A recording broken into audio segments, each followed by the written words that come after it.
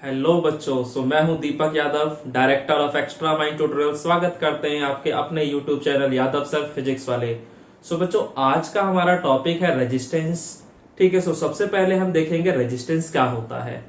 तो अगर मैं रेजिस्टेंस की बात कर दूं तो रेजिस्टेंस किसी भी कंडक्टर की वो प्रॉपर्टी होती है जो उस कंडक्टर के थ्रू इलेक्ट्रॉन्स के फ्लो को अपोज करती है या फिर करंट को अपोज करती है, क्योंकि करंट भी इलेक्ट्रॉन्स का फ्लो ही तो है। ठीक है। रेजिस्टेंस की अगर मैं बात करता हूं तो आपको समझ में आ रहा है कि ये कंडक्टर की एक प्रॉपर्टी है जो कि कंडक्टर के थ्रू इलेक्ट्रॉन्स या फिर आप कह सकते हैं कि करंट के फ्लो को अपोज करता है। ठीक है। आपको रेजिस्टेंस समझ में आ गया होगा कि रेजिस्टेंस क्या होता है। अब इसके बाद बात करेंगे कि रेजिस्टेंस की वजह क्या है, यानी कॉज ऑफ रेजिस्टेंस। रेजिस्टेंस किस वजह से होता है। तो आपको पता होगा कि कोई भी कंडक्टर है, अगर मान लिया जाए कि सपोज दैट ये हमारे पास एक कंडक्टर है और इस कंडक्टर को अगर मैं किसी बैटरी से कनेक्ट कर देता हूं तो बैटरी से कनेक्ट करने की वजह से होगा क्या, ये बैटरी का पॉजिटिव टर्मिनल, इसकी वजह से यहाँ पॉजिटिव एंड आ जाएगा और ये आपका नेगेटिव एंड आ जाएगा और इस वजह से यहां पर इलेक्ट्रिक फील्ड सेटअप हो जाएगा। इस पॉजिटिव और इस नेगेटिव चार्ज की वजह से यहां पर फील्ड सेटअप हो जाएगा और इस फील्ड की वजह से इसके अंदर जो फ्री इलेक्ट्रॉन्स है वो एक वेलोसिटी एक्वायर कर लेंगे जिसे हम लोग ड्रिफ्ट वेलोसिटी कहते हैं। ठीक है। इलेक्ट्रॉन जो होते हैं जैसे आप बैटरी से कनेक्ट करते हैं वो पॉजिटिव एंड की तरफ मूव करना शुरू कर देते हैं, लेकिन कंडक्टर के अंदर सिर्फ और सिर्फ इलेक्ट्रॉन ही थोड़े ना होते हैं, उसके अंदर पॉजिटिव आयंस या एटम्स भी होते हैं और वो अपनी ही मीन पोजीशन के अबाउट वाइब्रेट कर रहे होते हैं ड्यू टू थर्मल एनर्जी, जो कि हमारे रूम टेम्परेचर की वजह से होता है। तो सोचो, अगर कंडक्टर के अंदर एटम्स या आयंस हैं जो कि अपनी मीन पोजीशन के अबाउट वाइब्रेट कर रहे हैं और इधर से आपके इलेक्ट्रॉन्स पॉजिटिव एंड की तरफ मूव कर रहे हैं, तो ऑब्वियसली वो रास्ते में टकराएंगे और वो जो टकरा रहे हैं वही एक तरह से कहा जाए तो रेजिस्टेंस है। रेजिस्टेंस की बेसिक वजह समझ में आ रही है। तो the cause of resistance is the collision of free electrons moving towards the positive and with the atoms और आयंस ऑफ द कंडक्टर। आपको बात समझ में आ गई होगी कि जब कंडक्टर के अंदर के जो ये इलेक्ट्रॉन्स है जब वो पॉजिटिव एंड की तरफ मूव करते हैं तो उसके अंदर के एटम्स या आयंस से वो टकराते हैं और वही टकराहट जो है वही रेजिस्टेंस की वजह है। आपको मोटा मोटा रेजिस्टेंस का खेल समझ में आ रहा होगा और ये सब चीजें आपने पहले भी पढ़ रखी हैं क्लास 10th के अंदर। तो ये कोई मैं नया ज्ञान आपको नहीं दे रहा हूं, वही पिछली चीजें जो उनको बस रिवाइज करा दे रहा हूं।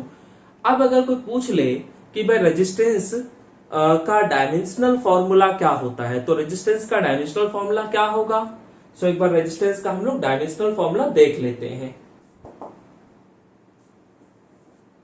डायमेंशनल फॉर्मूला ऑफ रेजिस्टेंस, तो आपको पता है डायमेंशनल फॉर्मूला बोले तो एक ऐसा फॉर्मूला जिसमें हम ये बताते हैं कि हमारी जो भी फिजिकल क्वांटिटी वो किन किन फंडामेंटल क्वांटिटीज पर डिपेंड करती है और डायमेंशनल फॉर्मूला निकालने के लिए हमें कोई ऐसा फॉर्मूला चाहिए होता हो जिसमें वो चीज आती हो। तो यहाँ पर मुझे ओम्स लॉ पता है और ओम्स लॉ क्या कहता था, V is equal to I into में R। यहाँ से R इजिकल टू क्या आ जाएगा, V बटे में I। अब देखो V क्या हमारा फंडामेंटल क्वांटिटी नहीं, तो V को मुझे कन्वर्ट करना पड़ेगा। तो मैं जानता हूं कि मेरा जो पोटेंशियल हुआ करता था V वो W बाय क्यू नॉट के बराबर होता था। ठीक है। और I जो है वो तो मेरा फंडामेंटल क्वांटिटी है, करंट फंडामेंटल होती तो इसको चेंज करने की जरूरत नहीं है, लेकिन ये जो पोटेंशियल V है इसको हम लोग को चेंज करना पड़ेगा। तो ये आ जाएगा W बाय क्यू नॉट और I पहले से लिखा हुआ था बटे में, सो मैंने लिख दिया। ठीक है। अब अगर वर्क डन की बात कर दूं तो क्या ये फंडामेंटल है, नहीं, तो मुझे इसे भी तोड़ना पड़ेगा। तो आप जानते हैं कि वर्क डन जो होता है वो फोर्स इंटू डिस्प्लेसमेंट होता है और फोर्स होता है मास इंटू एक्सेलरेशन, और मास को हम लोग लिखते थे किलोग्राम में, एक्सेलरेशन को मीटर पर सेकंड स्क्वायर और डिस्प्लेसमेंट को मीटर में।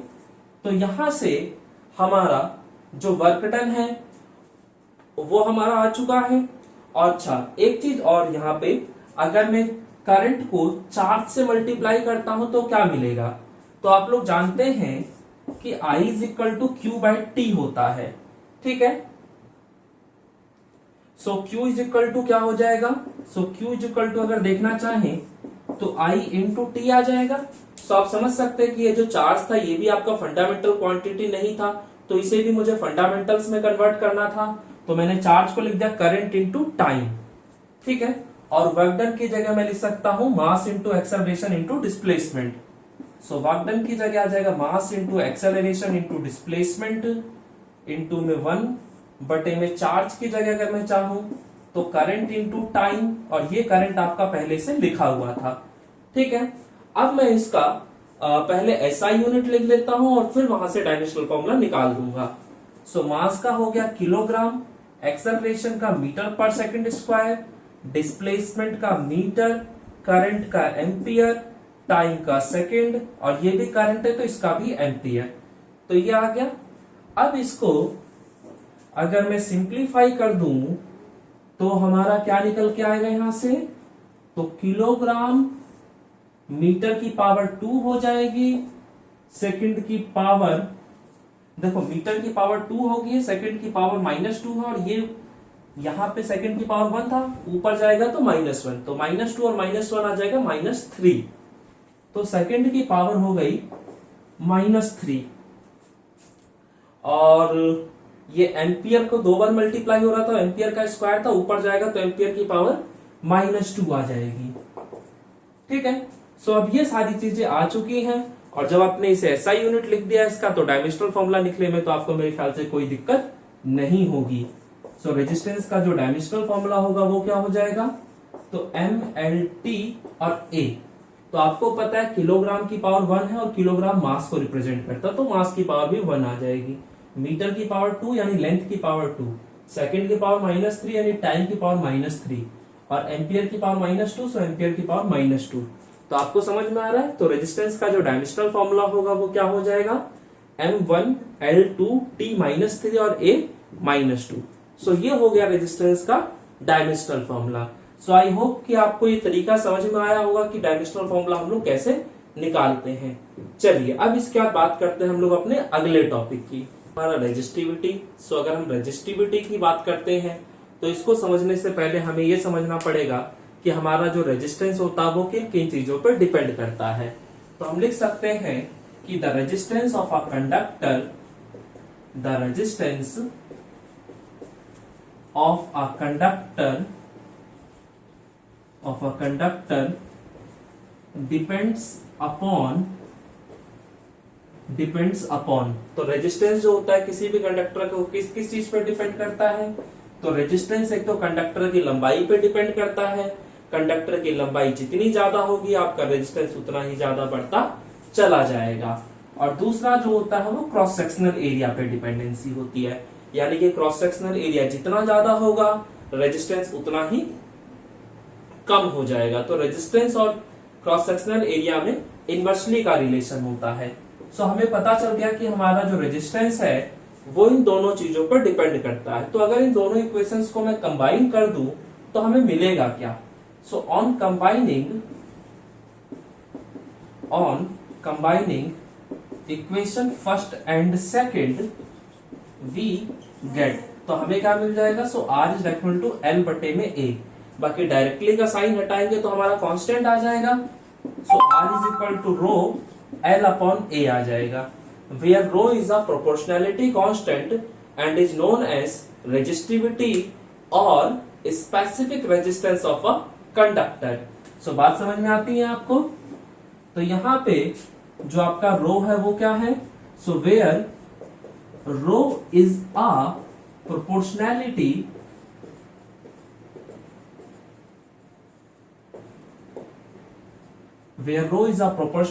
constant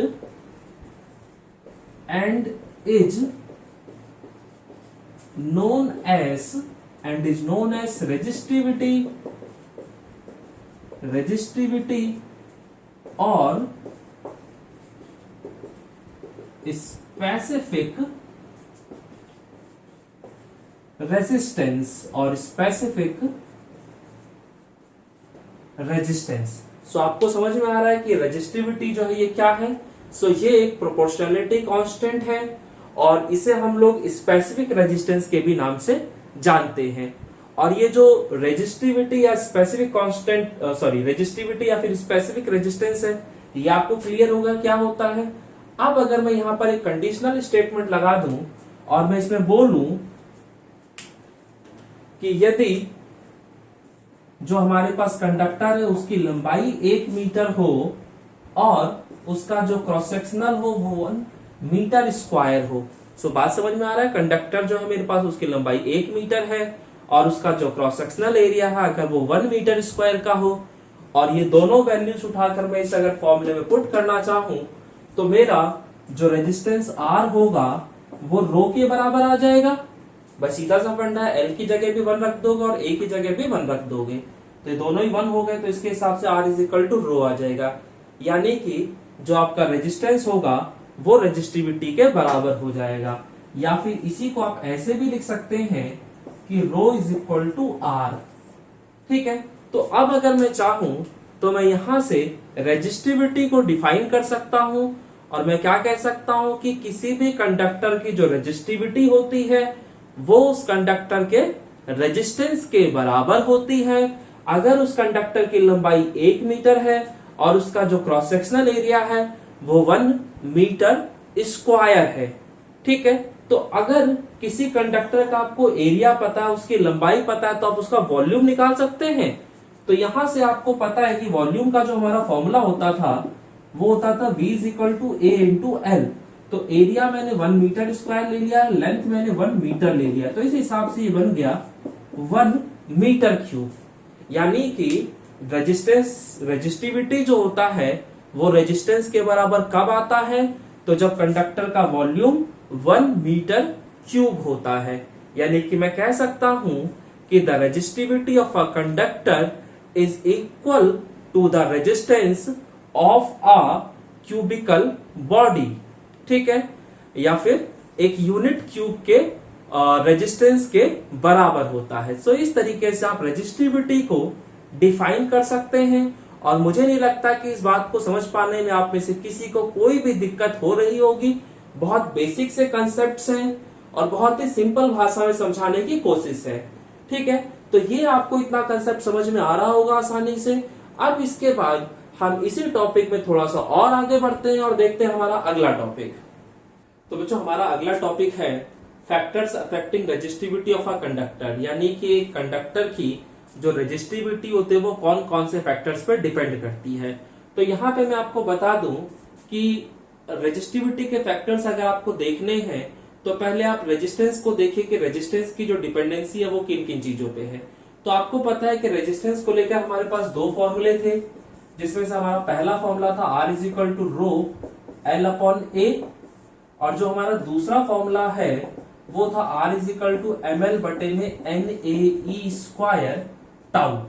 ठीक है, तो ये हमारे यहाँ पे दोनों के दोनों फॉर्मूले आ जाते हैं। तो अगर इन दोनों फॉर्मूले को मैं कंपेयर करूं तो on comparing equation first and second what we get, so on comparing equation first and second we get, हमें क्या मिलेगा।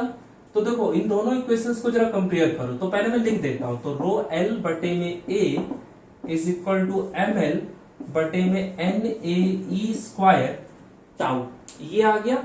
अब यहाँ पे इस L से ये L कट जाएगा और इस A से ये A कट जाएगा, तो यहां से जो रो आएगा आपका वो आ जाएगा M बटे में NE square, rho is equal to M बटे में NE स्क्वायर टाउ। तो ये हमारा रेजिस्टिविटी निकल के आ जाता है। ठीक है, यहां तक कुछ किसी को भी कोई दिक्कत नहीं होगी। अब इसमें जो समझने वाली बात है वो ये है कि आपका जो M है उसका मतलब होता है मास ऑफ इलेक्ट्रॉन, जो कि एक कांस्टेंट वैल्यू है। N का मतलब होता है नंबर डेंसिटी, E का मतलब होता है चार्ज ऑन इलेक्ट्रॉन जो कि कांस्टेंट है, और टाउ का मतलब है एवरेज रिलैक्सेशन टाइम। तो यहां से आप समझ लो कि अगर ये दोनों कांस्टेंट हैं तो जो डिपेंडेंसी आ जाएगी वो सिर्फ एन और टाउ पे है। यानी कि जो रेजिस्टिविटी होता है वो दो चीजों पे डिपेंड करता है, एक नंबर डेंसिटी और एक आपका एवरेज रिलैक्सेशन टाइम। अब नंबर डेंसिटी और एवरेज रिलैक्सेशन टाइम किन पे डिपेंड करते हैं, तो वो मैं आपको पिछली क्लासेस में बता चुका हूं कि जो नंबर डेंसिटी होता है वो सिर्फ और सिर्फ टेम्परेचर पे डिपेंड करता है, और एवरेज रिलैक्सेशन टाइम कंडक्टर के नेचर और टेम्परेचर दोनों पे डिपेंड करता है। तो इन शॉर्ट अगर मैं कहना चाहूं तो मैं कह सकता हूं कि मेरा जो रेजिस्टिविटी होता है वो कंडक्टर के नेचर और टेम्परेचर पे डिपेंड करता है। ठीक है, तो हम कह सकते हैं क्योंकि M and E are constant, क्योंकि ये दोनों कांस्टेंट हैं, इसलिए जो रेजिस्टिविटी है वो डिपेंड करता है। तो rho depends upon number density and average relaxation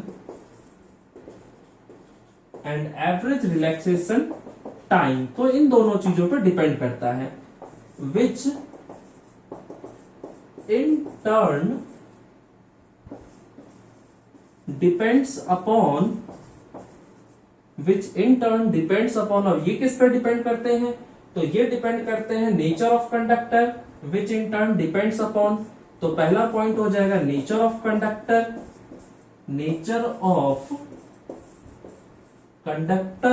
और दूसरा पॉइंट आ जाएगा टेम्परेचर।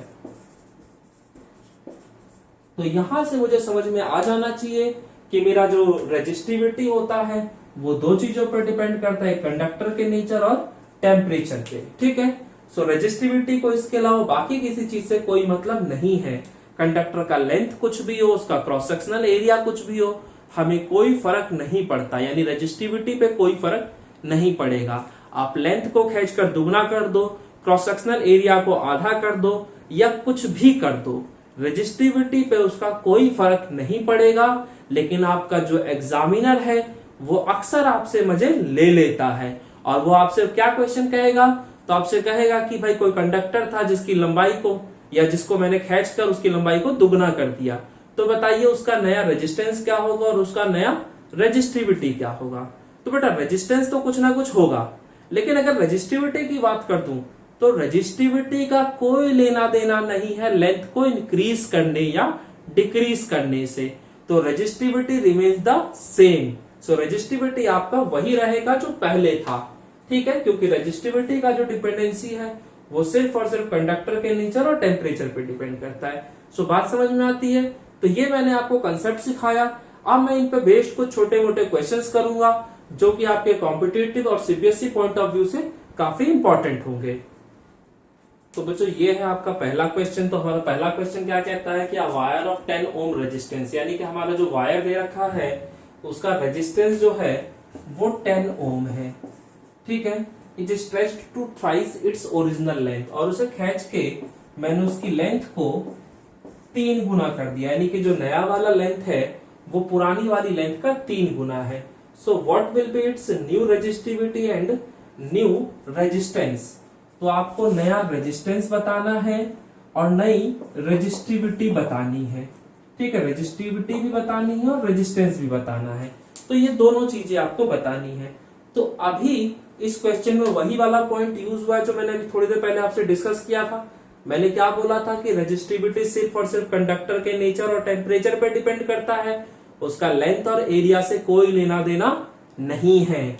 जबकि यहां पर क्या हुआ, लेंथ इंक्रीज हो गया है, तो क्या रेजिस्टिविटी पे कोई फर्क पड़ेगा, तो कोई फर्क नहीं पड़ेगा। यानी आपका जो रेजिस्टिविटी होगा वो सेम रहेगा। तो जो पहले पॉइंट का जवाब होगा वो यही होगा कि रेजिस्टिविटी रिमेन्स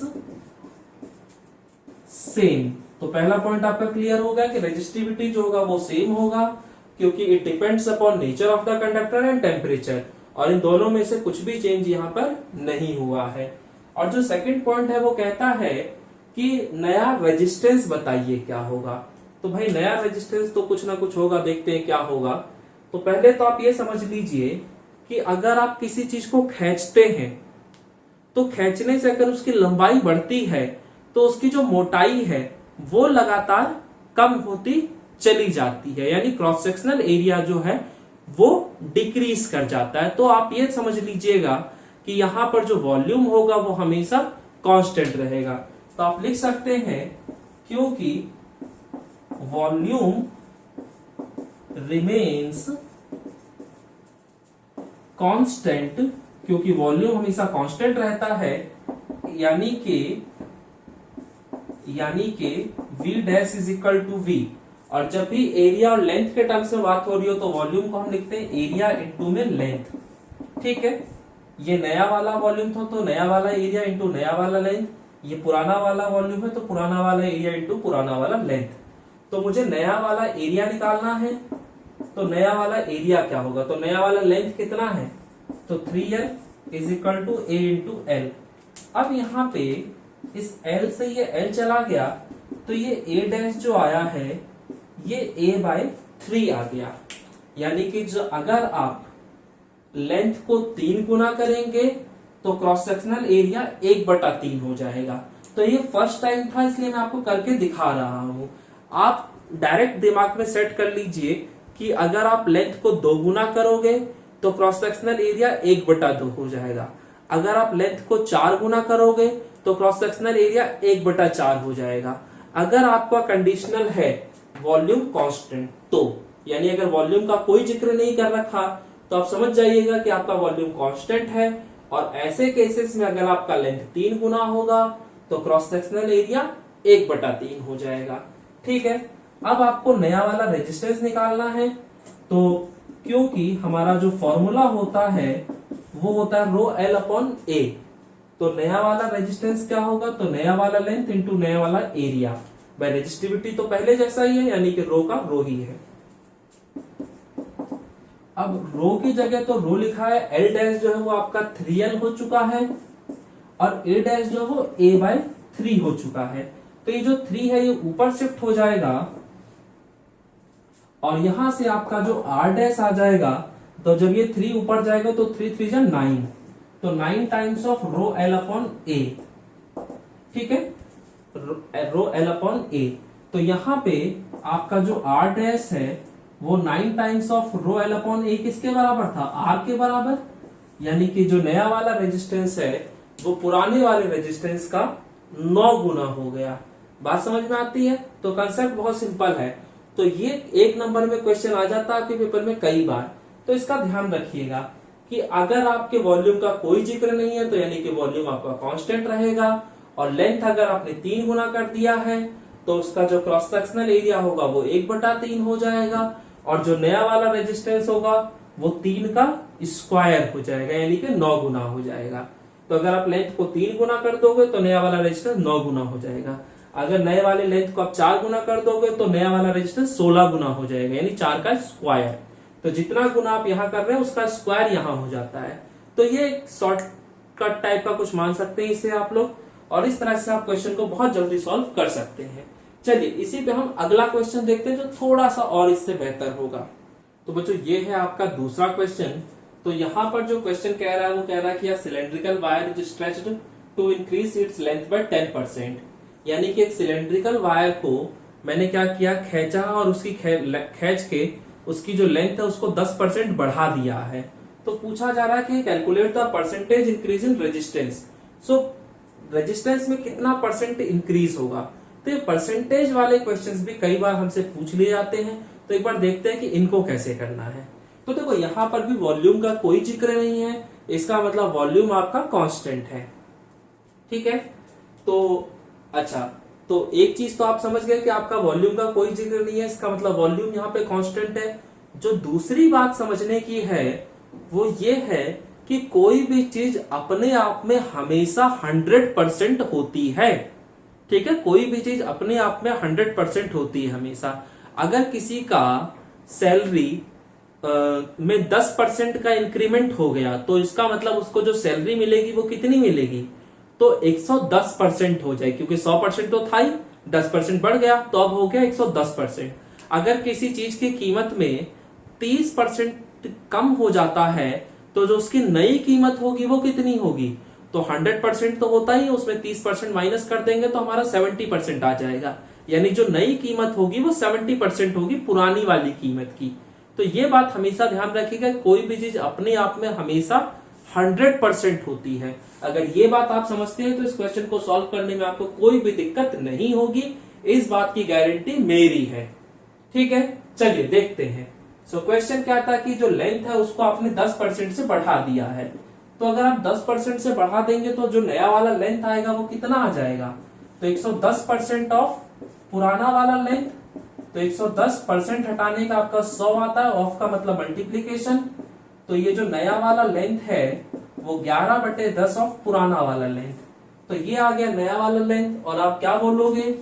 क्योंकि वॉल्यूम रिमेन्स कांस्टेंट, क्योंकि वॉल्यूम जो है वो कांस्टेंट रहता है, इस वजह से आपका जो v डैश होगा वो v के बराबर होगा।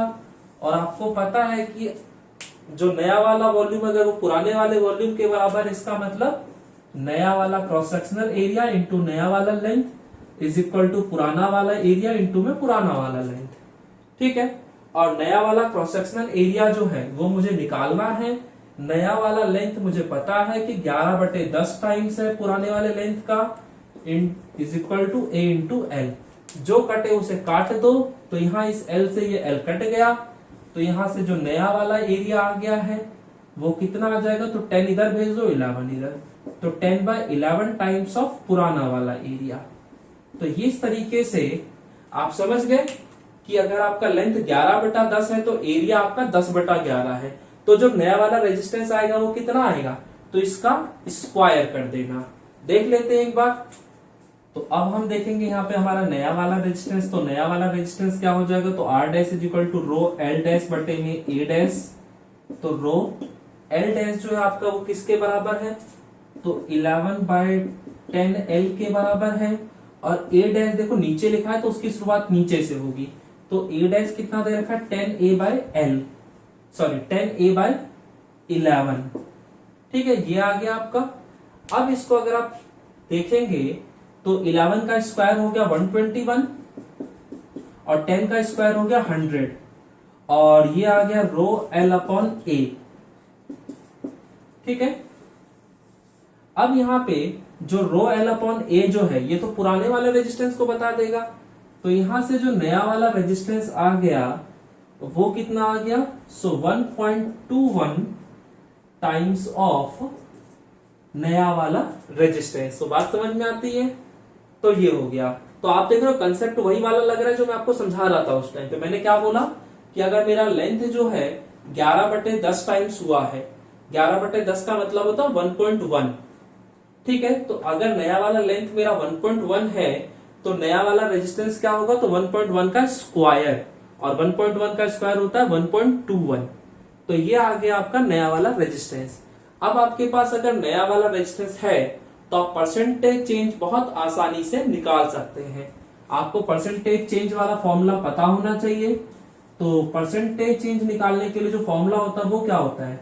So now percentage change in resistance. तो परसेंटेज चेंज इन रेजिस्टेंस क्या होगा? तो वो होगा आपका ओरिजिनल रेजिस्टेंस, तो वो क्या होगा आपका? तो वो हो जाएगा change in resistance, change in resistance बटे में ओरिजिनल रेजिस्टेंस मल्टीप्लाइड बाय 100%। तो यहां पे 100% लिखा हुआ है। ठीक है, सो चेंज इन रेजिस्टेंस का मतलब होता है कि नया वाला रेजिस्टेंस माइनस पुराना वाला रेजिस्टेंस, ओरिजिनल रेजिस्टेंस मतलब वही पुराना वाला रेजिस्टेंस मल्टीप्लाइड बाय 100%। अभी मेरे ख्याल से चीजें हो चुकी हैं। नया वाला रेजिस्टेंस आपको पता है 1.21 टाइम्स ऑफ R है, पुराना वाला रेजिस्टेंस R है, यहाँ पे भी R है और यहाँ पे 100% है। ठीक है, तो ये R अगर आप यहाँ से कॉमन निकाल देंगे तो बचेगा 1.21 माइनस का 1 बटे में R इंटू में 100%। तो यहाँ इस R से ये R कट जाएगा और 1.21 में से जब आप 1 को माइनस करेंगे तो 0.21 आएगा और 0.21 को जब 100% से मल्टीप्लाई कर देंगे तो 21% आ जाएगा। तो यहां से जो आपका परसेंटेज चेंज इन रेजिस्टेंस है वो आपका कितना आ जाएगा, 21%। तो ये हो गया आपका आंसर। सो समझ में आता है कि इस तरीके से आपको कैसे क्वेश्चन सॉल्व करने हैं। तो ये बहुत अच्छे क्वेश्चन है, बहुत बार पेपरों में आपके पूछे हुए हैं। ठीक है, सो अगर आप इन क्वेश्चन को कंफर्टेबली सॉल्व कर पा रहे हैं, इसका मतलब आप सही डायरेक्शन में चल रहे हैं। और बाकी तो देखो, आप जितने ज्यादा घर पे बैठकर क्वेश्चंस करेंगे आपके पेपर में उतने ही अच्छे आपके नंबर आ जाएंगे। ठीक है, सो पेपर में कितने अच्छे नंबर आएंगे वो डिपेंड करता है कि आप घर पे कितनी ज्यादा मेहनत करते हैं। चलिए अब इसके बाद एक और क्वेश्चन देखते हैं इसी पे बेस्ड। तो बच्चों ये है आपका अगला क्वेश्चन। तो इस क्वेश्चन में क्या कह रहा है कि 2 वायर्स ऑफ इक्वल लेंथ, यानी 2 वायर्स है जिनकी लेंथ बराबर है, जिसमें से एक वायर जो है कॉपर है और दूसरा वायर जो है वो मैंगनीन है, और उनका जो रेजिस्टेंस है वो सेम है। और पूछा जा रहा है विच वायर इज थिकर, यानी उनमें से कौन सी वायर जो है वो मोटी होगी। तो आपको क्रॉस सेक्शनल एरिया पूछा जा रहा है कि किसका ज्यादा होगा।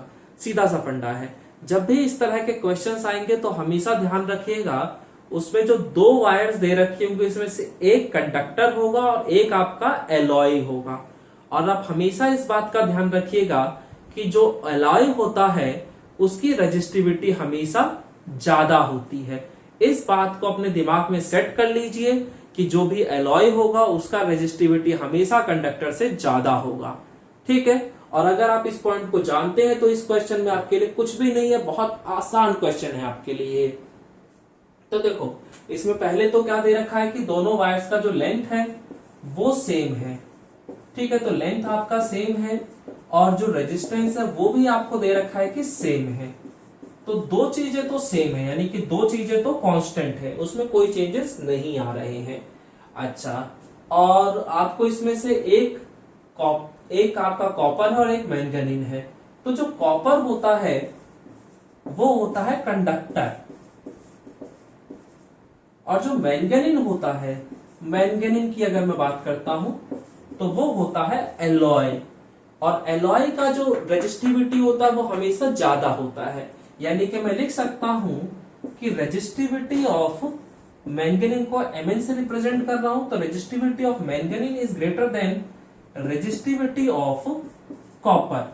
ठीक है, ये पॉइंट आपके लिए यूजफुल रहेगा। अब देखो हमसे पूछा गया था कि क्रॉस सेक्शनल एरिया किसका ज्यादा होगा, तो आप अपने बेसिक फॉर्मूले पे आइए। आपका जो बेसिक फॉर्मूला था वो यही था ना, R equal to rho l upon a, ये आपका बेसिक फॉर्मूला था। अब देखिए हमें जो पूछा गया है वो क्रॉस सेक्शनल एरिया पूछा गया कि किसका ज्यादा होगा, तो क्रॉस सेक्शनल एरिया को इधर भेज देते हैं और रेजिस्टेंस को इधर भेज देते हैं। तो यहां से A is equal to rho L बटे में R आ जाएगा। अब आप यहां क्या कहोगे, क्योंकि L and R are constant, क्योंकि ये दोनों ही चीजें कांस्टेंट हैं, इसलिए जो एरिया है वो डायरेक्टली प्रोपोर्शनल आ गया रेजिस्टिविटी के। और क्योंकि रेजिस्टिविटी हमें पता है कि अलॉय यानी कि मैंगनीन का ज्यादा होता है कॉपर की तुलना में, तो अगर रेजिस्टिविटी ज्यादा है इसका मतलब क्रॉस सेक्शनल एरिया जो होगा वो भी ज्यादा होगा। तो मैंगनीन का जो क्रॉस सेक्शनल एरिया है वो कॉपर से ज्यादा है। तो मैं कह सकता हूं कि आपका जो मैंगनीन होगा वो वायर ज्यादा मोटा होगा, यानी कि मैंगनीन